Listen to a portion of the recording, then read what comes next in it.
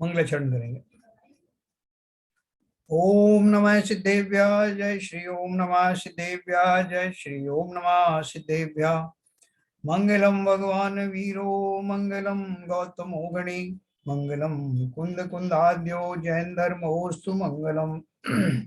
सर्वमंगल मांगल्यम सर्व कल्याण कारकम प्रधानम सर्वधर्माणां जैनम जयतु शासनम। जैनम जयतु शासनम जैनम जयतु शासनम। तो ये योगेंद्र देव जी द्वारा रचित योग सार के दोहे हम लोग पढ़ रहे हैं। कल तक हमने 90 दोहे पढ़े, अभी थोड़े से और बाकी हैं, हो सकता है आज ही समाप्त हो जाए। तो मैं आपको सीधा स्क्रीन पर शेयर करने ले जाता हूँ।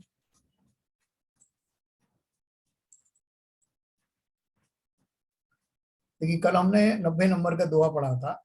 इसमें लिखा था, जिसके सम्यक का प्राधान्य है वही पंडित है और वही त्रिलोक में प्रधान है।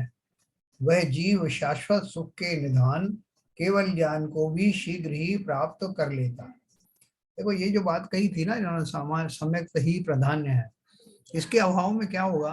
आज एक सज्जन आए थे तो रिलीजियस टॉपिक्स के ऊपर बात चल रही थी, तो उन्होंने कहा कि सबसे पहले तो जो मैं कर रहा हूँ वो सही कर रहा हूँ कि गलत कर रहा हूँ, इसका निर्णय होना चाहिए। तो मैंने बोला कि भाई वो निर्णय भी कैसे होगा। जैसे बहुत सारे जो दर्शन है, धर्म है, उनमें हिंसा को ही धर्म बताया।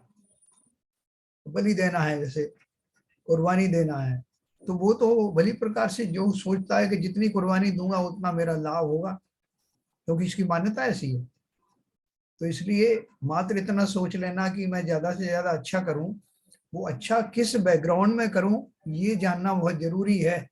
और इसी का नाम सम्यक और मिथ्यात्व है।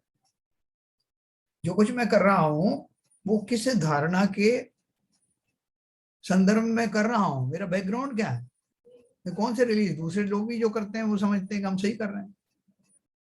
जैसे मैंने आपको एक उदाहरण दिया था कि एक 12-14 साल का एक लड़का था, वो ईंटें उठाने का काम कर रहा था। मैंने उसको देखा कि वो उठाता है थोड़ा सा और एक बीड़ी पीता है, और बीड़ी पीता है फिर उठाता है। तो बहुत मुश्किल से वो उठाई उसने तगाड़ी जो है ईंटों से भरी हुई। मैंने उसको पूछा कि भाई तुम ये बीड़ी क्यों पीते हो। बोले साहब इससे ताकत आती है। मैंने कहा तुमको किसने कहा। बोले साहब मुझे मालूम है इससे ताकत आती इसलिए मैं बार बार पीता हूँ। मैंने कहा अगर ताकत आती तो तुम इसमें सफल हो जाते ना उठाने में। उसकी हाँफ और बढ़ रही थी। कहने का अर्थ क्या है कि जब तक हमारी धारणाएं सही नहीं होंगी तब तक जो पुरुषार्थ हम कर रहे हैं वो गलत पुरुषार्थ को सही समझ के कर सकते हैं। इसी का नाम मिथ्यात्व है।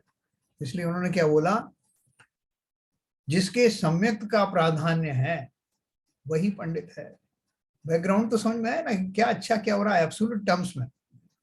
और वही त्रिलोक में प्रधान है। इसकी समझ सही हो गई है, बस उसको अंततोक्तवा उस दिशा में अवश्य बढ़ेगा।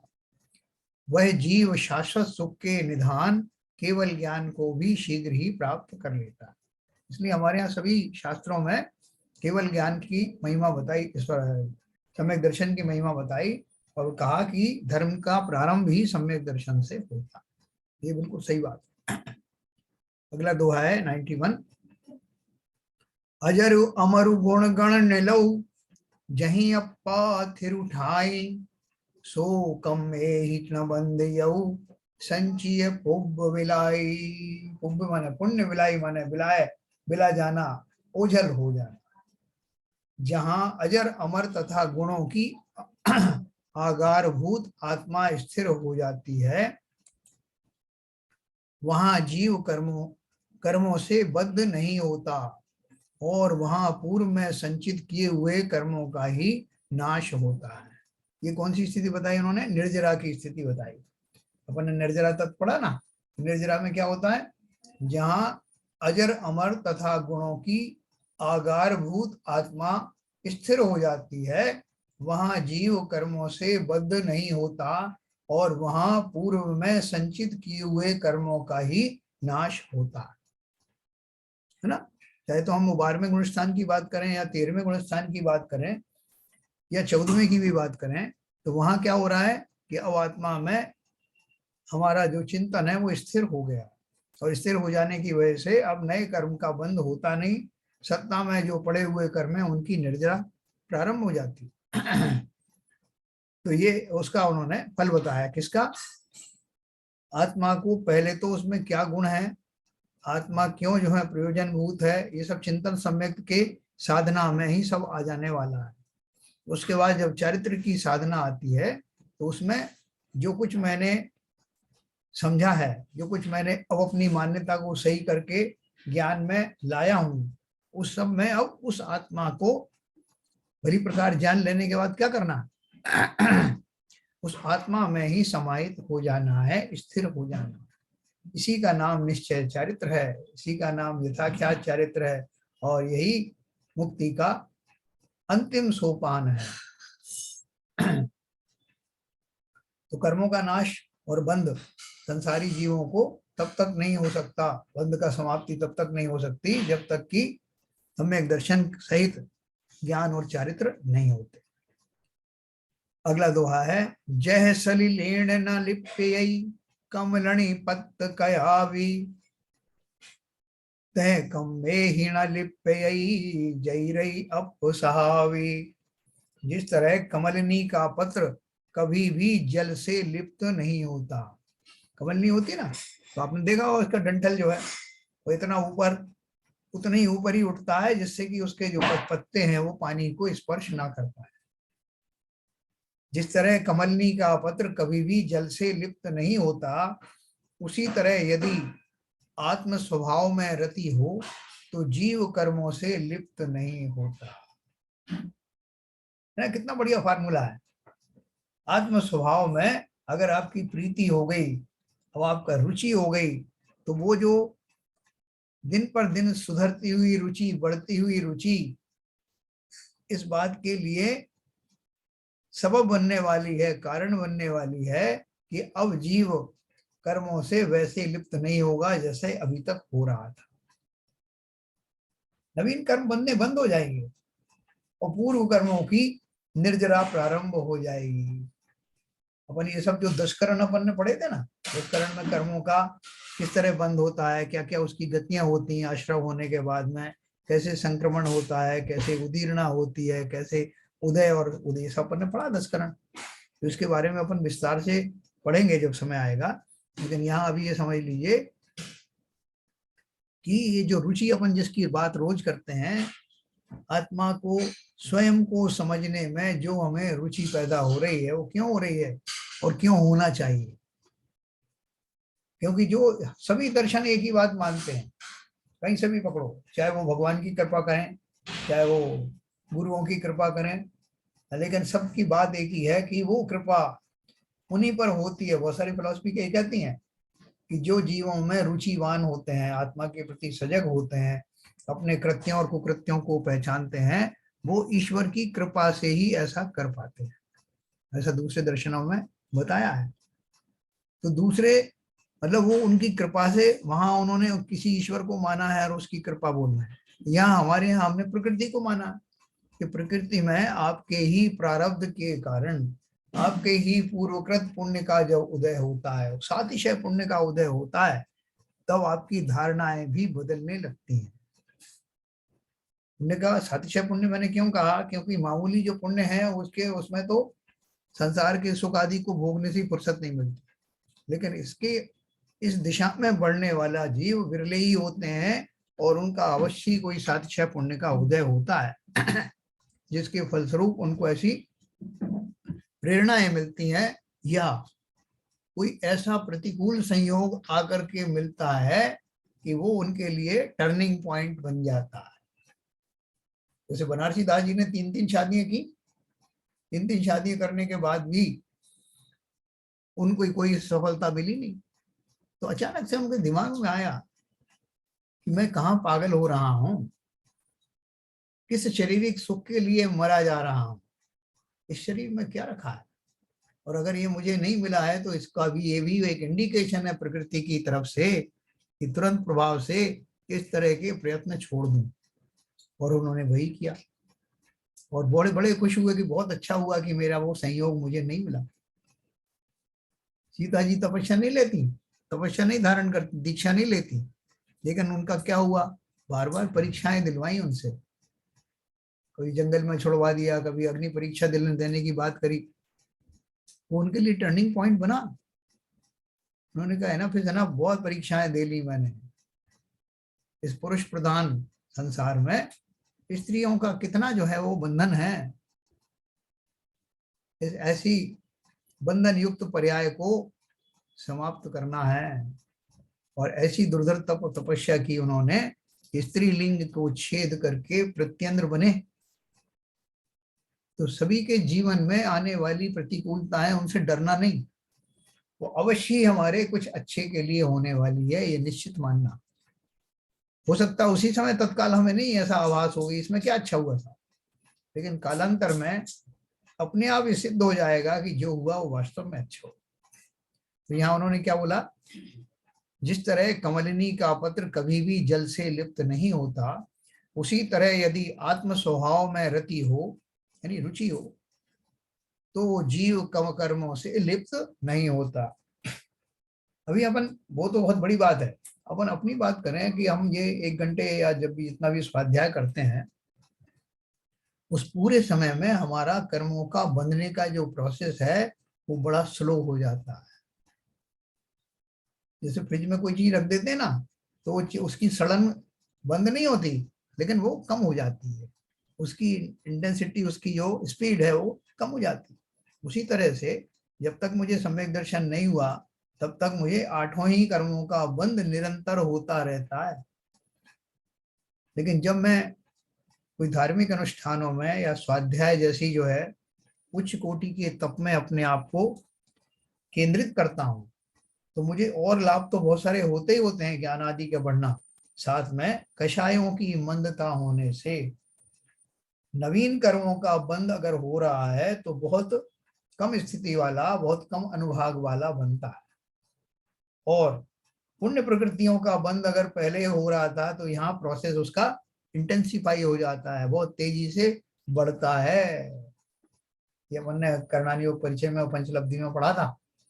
पुण्य प्रकृतियां तेजी से बढ़ती हैं और पाप प्रकृतियां मंद रूप से बनती हैं, ये तुरंत लाभ होता है। ये उन्होंने इसलिए कहा कि आत्म स्वभाव में रति का होना हमें हमेशा ही फायदेमंद रहेगा, लाभकारी रहेगा। अगला दोहा है,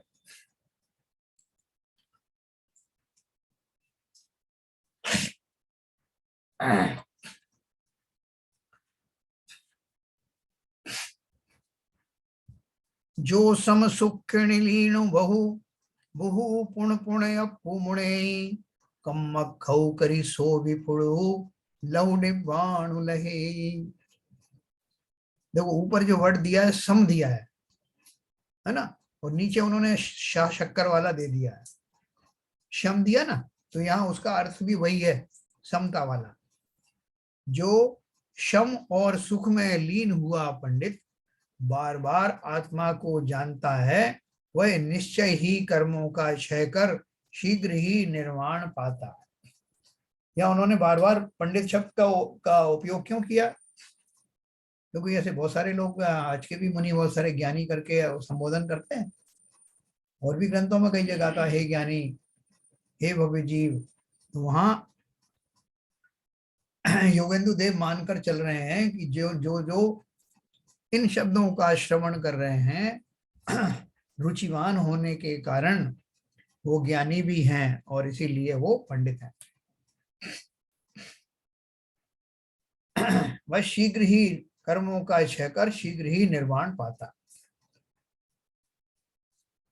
सम और सुख में लीन हुआ का क्या अर्थ है, समझे ना, समता आदि में।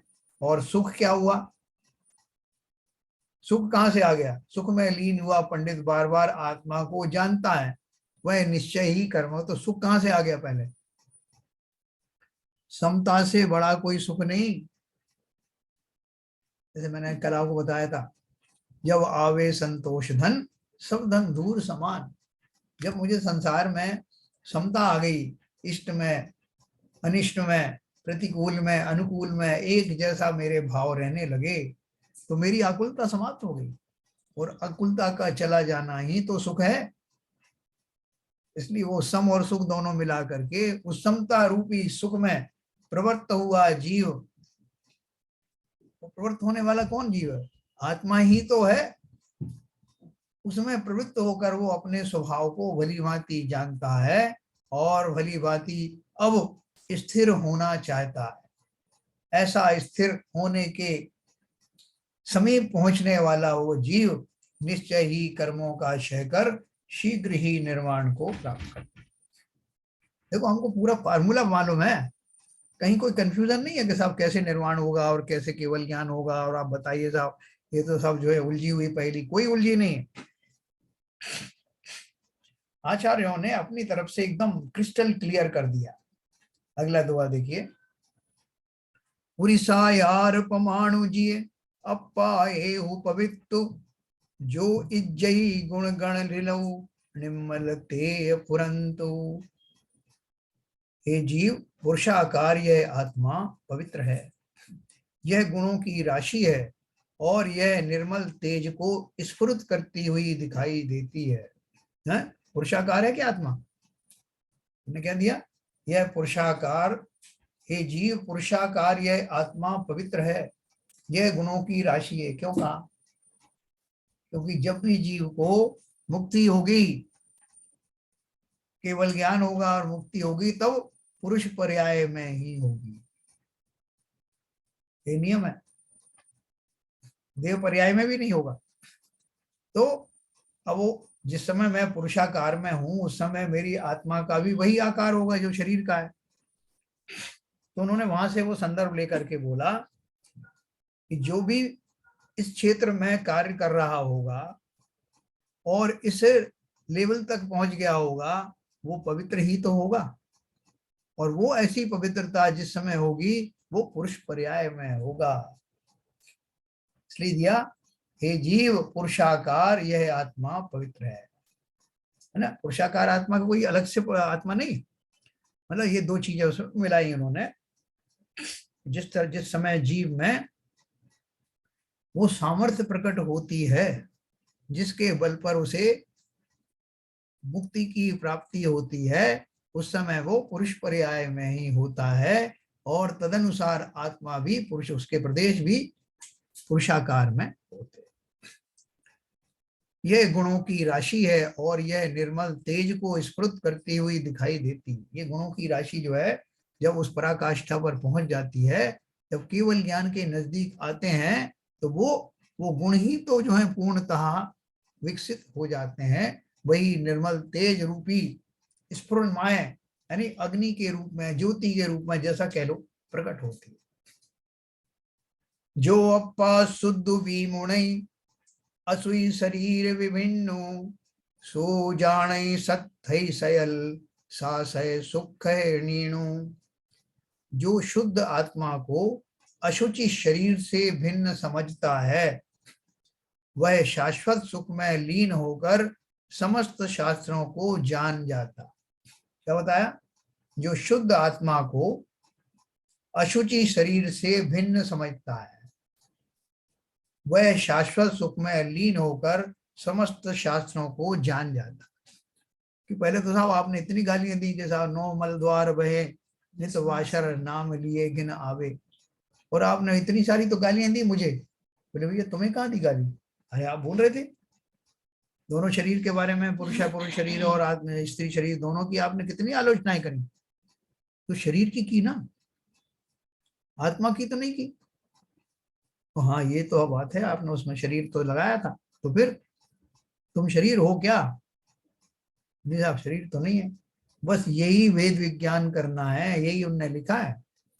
जो शुद्ध आत्मा को अशुचि शरीर से भिन्न समझता है, वह शाश्वत सुख में लीन होकर समस्त शास्त्रों को जान जाता है। कोई बोल रहा था कि साहब ये इतने शास्त्रों में इतना सादा विस्तार बताया हुआ है कि आदमी उलझ के रह जाता, इसमें से क्या पढ़ें क्या नहीं पढ़ें, इसका क्या मतलब है, ये हमें क्यों पढ़ना है, वो क्यों नहीं पढ़ना है। तो इतनी उलझन वाला ये शास्त्र बनाए क्यों? तो आपने देखा होगा कि शास्त्र का निर्माण कैसे होता है। अपन ने योग सार ये पढ़ा था ना, क्या बोलते हैं, परमात्म प्रकाश पढ़ा और दूसरे ग्रंथ पढ़े, तो उसमें एक शिष्य होता है, वो एक पहला प्रश्न पूछता है, उस प्रश्न को उत्तर जो मिलता है तो उसको फिर नई शंका जागृत होती है, तो उसका वो समाधान पूछता है, तो गुरु जी उसका उत्तर देते हैं। ऐसे करते करते शास्त्र बन जाता है। नहीं तो शास्त्र में क्या है, इतनी छोटी सी बात है, उन्होंने वहीं से शुरू किया कि भैया अपना स्वरूप समझो, मैं गुणों का से संपन्न सुख गुण का धारी ऐसा आत्मा हूं। सुख कहीं बाहर से नहीं आता, मेरे अंदर ही है, और जिस क्षण मैं उसका स्वरूप देखूंगा उस क्षण में उन गुणों को पूरी तरह से डेवलप करके और परम पद को प्राप्त कर लूंगा। इतना ही कहा था। अब उसमें प्रश्न उठा कर वो आत्मा का स्वरूप क्या होता था, आत्मा के गुण क्या होते हैं, तो फिर गुण बताए जाएंगे, स्वरूप बताया जाएगा। अभी तक क्यों नहीं स्वरूप में आए ये बताया जाएगा। अब किसी को ये 4 लाइन बता दो बाहुबली स्वामी के अर्क वाली, हूँ शुद्ध निराकुल सिद्धों सम भवलोक हमारा वासाना, त्रिपुराग द्वेष लगे पीछे जाते हैं शिव पद को पाया ना। तो क्वेश्चन पूछेगा आपसे, आप सिद्ध समान अपने आप को मान रहे हो, सिद्ध कौन होते हैं, कैसे सिद्ध समान हो? फिर राग और द्वेष की बात कर रहे हो, उनको शत्रु बोल रहे हो, रिपु राग और द्वेष, तो राग द्वेष क्या है, वो क्यों लग गए पीछे, पहले क्यों नहीं थे?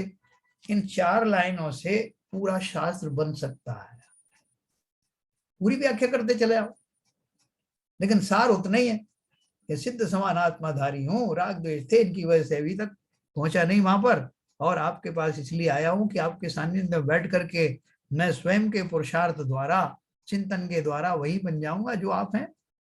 बात इतनी सी है, लेकिन बाकी सब विस्तार है। तो इसलिए उन्होंने इतना ही कह दिया कि जिसने ये जान लिया कि शरीर अलग है और मैं अलग हूं, उसने बहुत कुछ जाना। मैं अलग हूं का अर्थ क्या है कि मेरा स्वरूप पता लग गया। शरीर अलग है तो संसार पूरा अलग हो गया, शरीर के माध्यम से ही मैं संसार को भोगता हूं, तो ये दोनों अलग हुए, संसार अलग हुआ, मेरा शाश्वत स्वरूप अलग हुआ। तो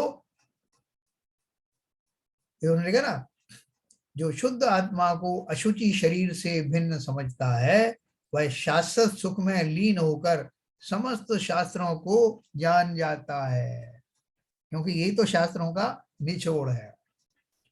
अगला दुआ है, जोड़ भी जाने अपु परु नवि पर भाव चये, सो जाणु सत्थई सयल नौ शिव सुख लहे। जो ना तो परमात्मा को जानता है और ना प्रभाव का त्याग ही करता है, वह भले ही समस्त शास्त्रों को जान जाए परंतु वह मोक्ष सुख को प्राप्त नहीं कर सकता है। क्या लिखा, जो पहले तो इतना छोटा लिख दिया कि भाई जिसने अगर आत्मा और शरीर को अलग अलग करके जान लिया वो मोक्ष प्राप्त हो जाता है उसको, या समस्त शास्त्रों का ज्ञाता हो जाता है। अब यहाँ क्या कहा, जो ना तो परमात्मा को जानता है और ना प्रभाव का त्याग करता है, वो भले ही समस्त शास्त्रों को जान जाए। उल्टा कहा, पहले तो कहा कि उसको ही समझने से सारे शास्त्र जानने में आ गए, अब ये बोल रहे हैं समस्त शास्त्रों को भी अगर जानता है, लेकिन जिसने स्व और पर का भेद नहीं किया, प्रभाव क्या है, मेरे अतिरिक्त, मेरे आत्मा के चिंतन के अतिरिक्त जितने भी भाव हैं वो सब प्रभाव है। तो जिसने वो प्रभाव का त्याग नहीं किया वो परमात्मा को भी नहीं जानेगा। परमात्मा कहाँ से आए, वो भले ही समस्त शास्त्रों को जान जाए परंतु वह मोक्ष सुख को प्राप्त नहीं करता, है ना। तो प्रभाव का त्याग करने में कोई भेद विज्ञान फिर से आ जाता है।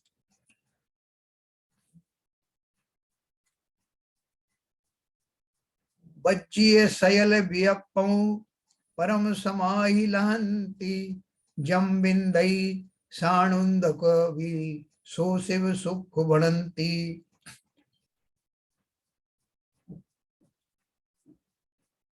बोल रहे हैं, जो समस्त विकल्पों से रहित होकर परम समाधि को प्राप्त करते हैं वे आनंद का अनुभव करते हैं, वह मोक्ष सुख कहा जाता है। जो जो बातें अपन ने डिटेल में पढ़ी, अभी उनको अपन संक्षेप में पढ़ रहे हैं, क्योंकि कह रहे दो तरह के लोग होते हैं ना, एक को बहुत विस्तार चाहिए समझने के लिए, एक को वो सूक्ष्म में समझ में संक्षेप में ही समझ में अच्छे से आता है। तो विस्तार वालों का अपन ने पहले पूर्ति कर दी, अब संक्षेप वालों की बारी है। या यूं कहिए कि अब हमारा उपयोग इतना ज्यादा केंद्रित हो गया है कि अब हमें वो फोकस होने से वो संक्षेप वाला भी समझ में आने लगा।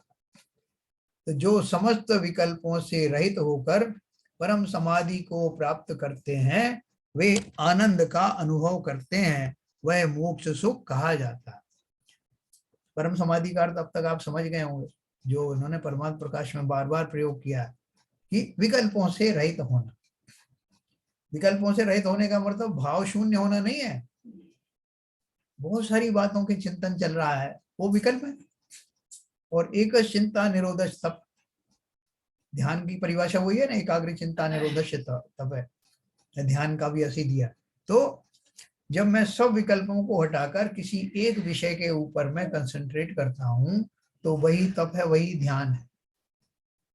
ध्यान नामा तप। तो विकल्प को हटने का अर्थ समझ लेना आप कि अब मुझे एक ही धारा में, एक ही डायरेक्शन में चिंतन करना है, और वो चिंतन मेरे बारे में ही है। देखो हम कितने खुश होते हैं, कहीं हमारी बात चल रही हो, बाद में हम उस टीवी को देख, उसका वीडियो देखें, साहब फलानी शादी में गया था, साहब फलाने प्रोग्राम में गया, तो मेरी मेरी बातें हो रही थी साहब। वो कैसे पता हो रही साहब? वहां से आने के बाद मैंने वीडियो देखा और सब जगह मेरी बात हो रही थी, सब लोग मेरी बात कर रहे थे। कितनी खुशी होती। ऐसी ही खुशी जीव को तब होती है जब वो स्वयं को ही स्वयं के द्वारा संबोधित करे, निरंतर करता रहे। कितनी खुशी होगी उसको। कोई बीच में कहने वाला नहीं कि भाई साहब थोड़ा मेरे बारे में तो कहो, मेरी भी चर्चा करो। नहीं, तुम अपनी चर्चा करो, मैं अपनी चर्चा करता हूं। जिसकी चर्चा इतनी सुंदर, वो खुद कितना सुंदर होगा। हमें अपनी सुंदरता का भान भी नहीं है, इसलिए हम पर में अटक जाते हैं। तो क्या बोला उन्होंने? जो समस्त विकल्पों से रहित होकर परम समाधि को प्राप्त करते हैं, वे आनंद का अनुभव करते हैं, वे इसी को मोक्ष सुख कहा जाता है। वो आनंद क्या है? यही मोक्ष सुख है। जो पिंडत्तु पयत्तु रूबत्तु बीजणुत्तु रूवातीतु मुनेणु लहु जिम परु हो पवित्तो। हे बुध, बुध माने ज्ञानी, जिन भगवान के कहे हुए पिंडस्थ, पदस्थ, रूपस्थ और रूपातीत ध्यान को समझ। ये किसके वेद हैं? धर्म ध्यान के वेद। मैंने आपको पहले बताया था इसके बारे में, और अभी हम विस्तार से पढ़ेंगे ज्ञानार्णव ग्रंथ में भी, है ना। द्रव्य संग्रह में भी ये दिए हैं और ये उसमें भी दिए हैं। तो ये चारों तरह के जो आपको ध्यान है, धर्म ध्यान के जो भेद हैं, बोल रहे हैं जिन भगवान के कहे हुए इन ध्यानों को समझ, जिससे तू शीघ्र ही परम पवित्र हो सके। आने वाले समय में हम ये चारों धर्म ध्यान जो कि वर्तमान में किए जा सकते हैं पंचम काल में, शुक्ल ध्यान तो होता नहीं, उन चारों को, और ये सीधे उस लेवल तक पहुंच जाते हैं जिसकी अगली स्टेप ही शुक्ल ध्यान है। तो ऐसे उत्तम धर्म ध्यान का स्वरूप आज भी विद्यमान है। ये मैं आपको ज्ञानार्णव जब अपन पढ़ेंगे तो उसमें आप पढ़ेंगे, आपको बहुत आनंद आए। तो उन्होंने इन्हीं को धारण करने की बात कही। अगला दुआ है, सव्वे जीवा नाणमया जो समभाव मुने सो सामायो जाने पड़ो जिणवर एम बणे। जिणवर ने क्या कहा? समस्त जीव ज्ञानमय है, इस प्रकार जो समभाव है उसे निश्चय से सामायिक समझो, ऐसा भगवान ने कहा। बोले साहब ये तो आपने सामायिक की नई परिभाषा बता दी। क्या बोला उन्होंने? समस्त जीव ज्ञानमय है। बताओ इसमें कुछ गलती है क्या? है कोई ऐसा जीव जिसको ज्ञान ना हो? जितना भी ज्ञान हो जितना भी ज्ञान का उघाड़ हो, कम ज्यादा तो हो सकता है, लेकिन एक भी जीव ऐसा बता दो जिसको ज्ञान हो ही नहीं, क्योंकि ज्ञान के बिना वो जीव द्रव्य होता ही नहीं। तो बोल रहे हैं ऐसा मानने के बाद में आपको समता नहीं आएगी क्या? भैया मैं किससे बड़ा हूं, मैं अपने आप को क्यों पंडित मानूं कि जितने जीव घूम रहे हैं ये सब ज्ञानी नहीं है क्या? तो सब हैं, तो जब हैं तो उनकी भी वैसी कद्र करो। ये बात अलग है कि अलग अलग पर्याय में रहने के कारण उनके ज्ञान का उघाड़ अलग अलग होता है। इवन मनुष्य पर्याय में भी अलग अलग ज्ञान जो है का क्षम होता है, लेकिन इतने मात्र से अपने आप को अभिमान के अभिमान में मत डालो, बल्कि विनय पूर्वक सभी जीवों की सत्ता और उनके गुणों को समता पूर्वक स्वीकारो। ये संभाव उसे निश्चय से सामायिक समझो। क्यों साहब, क्यों समझे? सामायिक हम तो पाठ पढ़ेंगे, वो ये हमारे लिए सामायिक। ये सब सोचना समझना ये हमारे काम का थोड़ी भैया। वो सब पाठ आदि पढ़ करके मूल रूप से तो समता का भाव ही लाना है। मैंने अभी क्या कर रखा है कि वो पाठ पढ़ने मात्र को मैंने अपनी पूरा एक सिलेबस जैसा बना रखा है। पहले ये पढ़ूंगा, आलोचना पाठ पढ़ूंगा, फिर वैराग भावना पढ़ूंगा, 12 भावना पढ़ूंगा, और 1 घंटे का अलार्म लगा के बैठ जाऊंगा। ये समय नहीं है, ये तो पाठ पढ़ने का है। आप स्तुति कह सकते हो, वंदना कह सकते हो, वो भी उसमें भी बिना भाव के नहीं हुआ। इसलिए यहाँ जिस भाव से सामायिक किया जाता है, स्वयं को समता में धारण करना, कहीं किसी में होकर सुख में मग्न न फूलें, दुख में कभी न घबरावें, एक तो वो स्थिति। दूसरी, मैं सबसे श्रेष्ठ हूं और लोग मुझसे हीन हैं, ऐसा भी भाव न आए, तो आपकी सामायिक हो गई। उसी के लिए तो हम वो पाठ पढ़ रहे थे। तो ऐसा जिन भगवान ने कहा है। 100वां नंबर का दुआ है, राय रोष वे परिहरिवी, जो सम भाव मुने, सो सामायो जानी पुड़ो, केवली एम बड़े। क्या बोल रहे हैं? राग और द्वेष इन दोनों को छोड़कर जो समभाव होता है उसे निश्चय से सामायिक समझो, ऐसा जिन भगवान ने कहा है। राग और द्वेष इन दोनों को छोड़कर जो समभाव होता है उसे निश्चय से सामायिक समझो। व्यवहार से तो आपने पाठ पढ़ लिया, दर्शन करे आए, कोने में बैठ गए।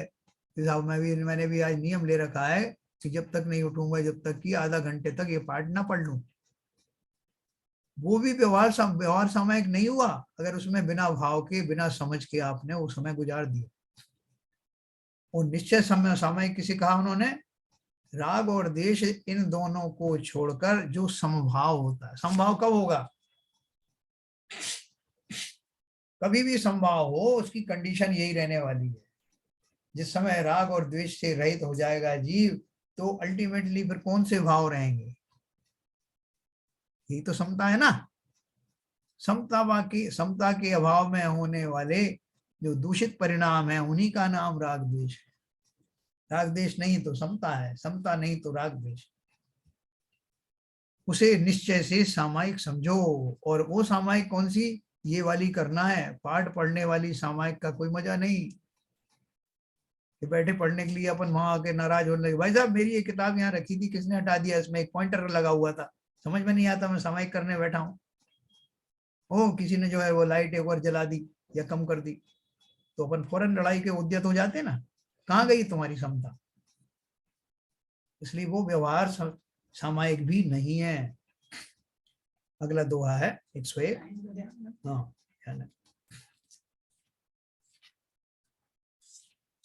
देखो टोटल 108 दोहे हैं। हाँ, मैं कोशिश करूंगा कि आज ही समाप्त हो जाए।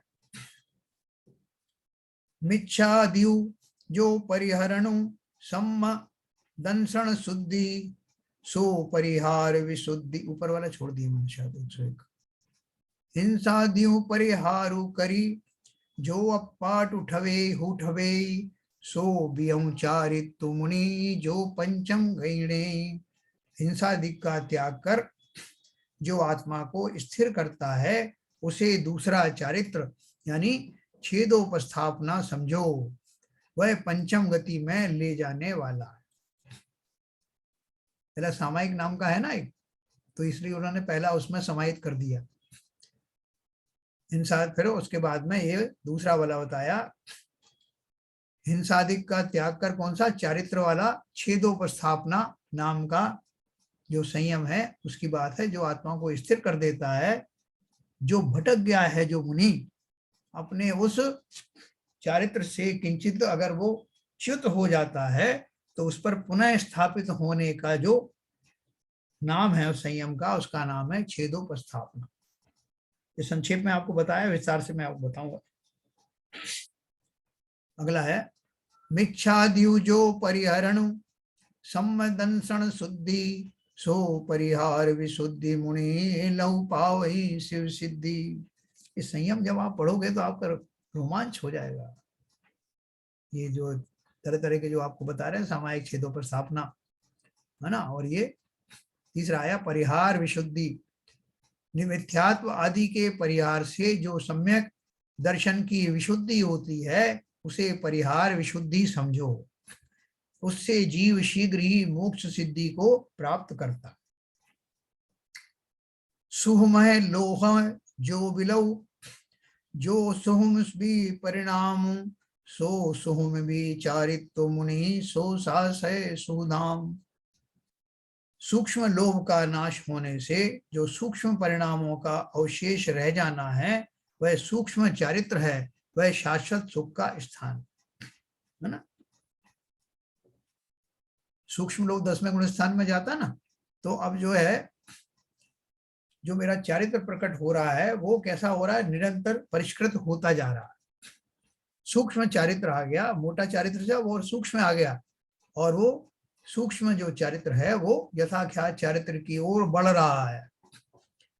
अरिहंतु विशो सिद्धो पुरुषो आयरो व्याणी, सो विझायम सो जिमुनि निश्चय अपा जानी। निश्चय से आत्मा ही अरंत है, वही निश्चय से सिद्ध है, और वही आचार्य है, और उसे ही उपाध्याय तथा मुनि समझना चाहिए।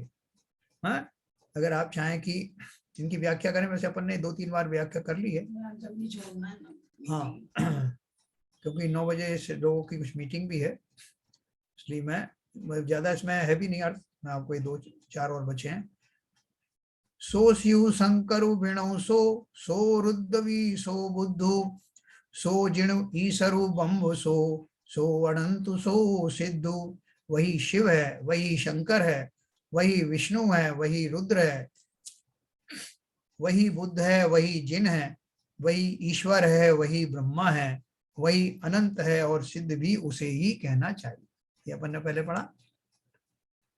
ए वही लक्षण लखियौ जो परुनिकलु देव, देह मज्जई सो वसई तासुण विजयी भेव। इन लक्षणों से युक्त परम निष्कल देव जो देह में निवास करता है, उसमें और आत्मा में कोई भी भेद नहीं है। ये भी अपन ने पढ़ा ना कि मेरा जो आत्मा है और वो अनंत की जो आत्मा है उनमें लक्षणों से कोई भेद नहीं है। जे सिद्धा जे सिज्जहि, जे सिज्जहि जन उत्तु, अपा दंसणि ते विपुरु, एहौ जानि निभंतो। जो सिद्ध हो चुके हैं, भविष्य में होंगे और वर्तमान में होते हैं, वे सब निश्चय से आत्मदर्शन से ही सिद्ध हुए हैं, यह भ्रांति रहित समझो। जो हुए हैं, हो रहे हैं और होंगे, सब इसी मार्ग से होकर गुजरे हैं। अंतिम दुआ है, संसार भय भीएण जोगी चंद मुनिएण, अप्पा संबोहन कथ कय कया दोहा एक मणेण। तो क्या बोला, संसार के दुखों से भयभीत ऐसे योगेंदु देव मुनि ने आत्म संबोधन के लिए, समझाने के लिए नहीं दूसरों को, स्वयं को संबोधने के लिए, आत्म संबोधन के लिए एकाग्र मन से इन दोहों की रचना की है। मैं आपको अनम्यूट करूंगा। थोड़ा हमारे पास 4-5 मिनट है, बात करेंगे।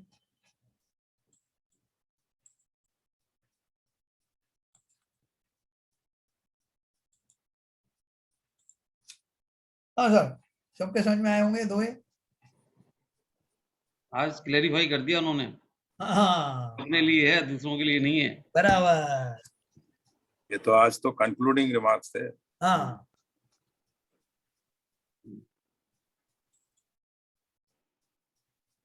ये म्यूट हो गया क्या?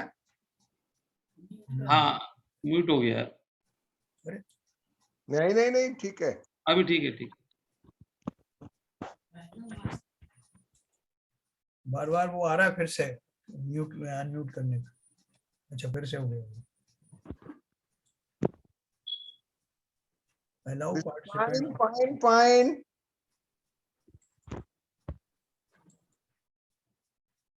आ रही है, बोलिए। हाँ आ रही है आवाज। हाँ हाँ, वो पता नहीं बार बार स्ट्रिप आ रही है और फिर से आ रही है। क्या अनम्यूट करना चाहेंगे क्या? लोगों को अनम्यूट करने देना चाहेंगे क्या? कंक्लूड हुआ है ना, इसलिए पूछ रहा है बात। देखो अपन ने जो पढ़ा वास्तव में वो सब पूरे जनागम का सार बता दिया इन्होंने। हाँ जो भी इतने ग्रंथों में पढ़ते आए हैं वही बात है, लेकिन एक अलग तरीके से, अलग स्टाइल में बहुत अच्छा बोला है उन्होंने। देखो जब आप ये देखिए आरपी जैन साहब। जी सर। हर दोहे में एक ही बात है।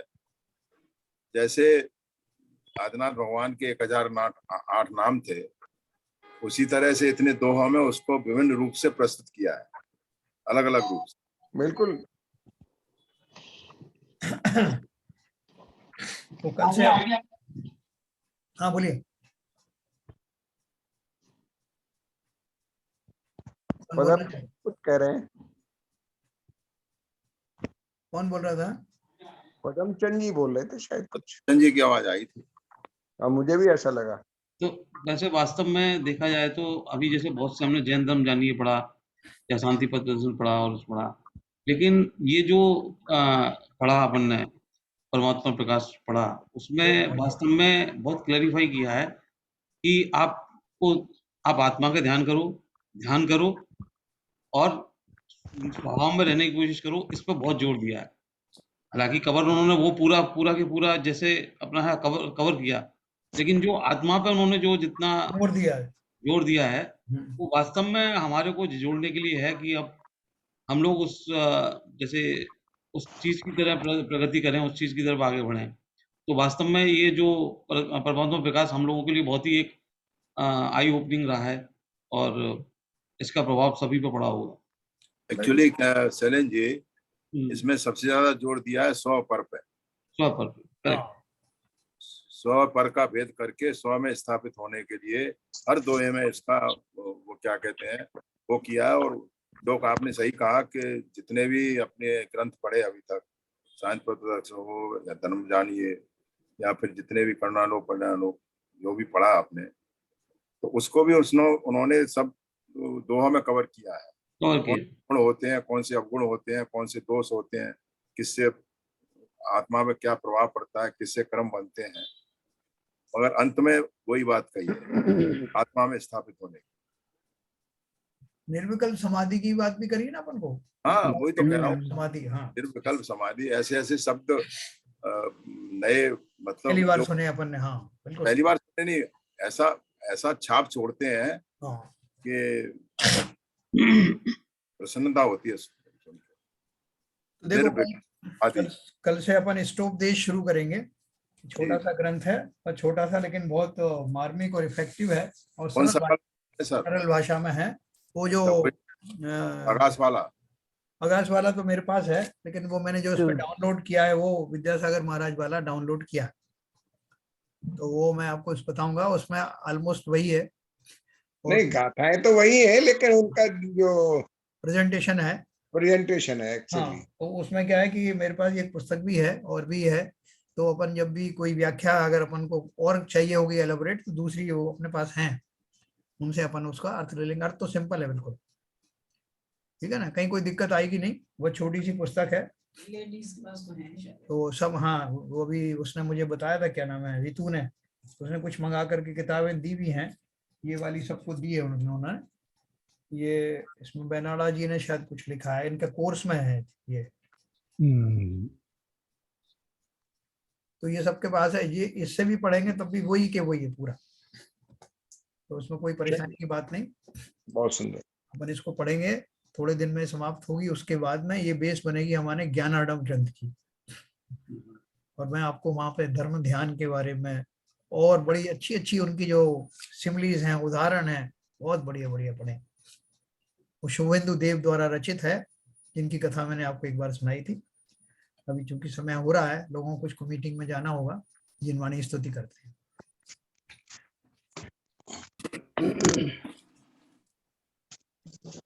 मिथ्यातम नाश वे को ज्ञान के प्रकाश वे को आपा पर भास वे को भानु सी बखानी है। छहो द्रव्य जान वे को बंध वेधि भान वे को स्वपर पिछान वे को परम प्रमाणी है। अनुभव बताए वे को जीव के जताए वे को काहू न सताए वे को भव्य और आनी है। जहाँ तहाँ तार वे को पार के उतार वे को सुख विस्तार वे को यही जिनवाणी है। हे जिनवाणी भारती तो है जपू दिन रहन, जो तेरी शरण गए सो पावे सुख चैन। जिनवाणी के ज्ञान से सूझे लोकालोक, सो वाणी मस्तक धरो सदा देते हैं धो, सदा देते हैं धो। जिनवाणी माता की जय।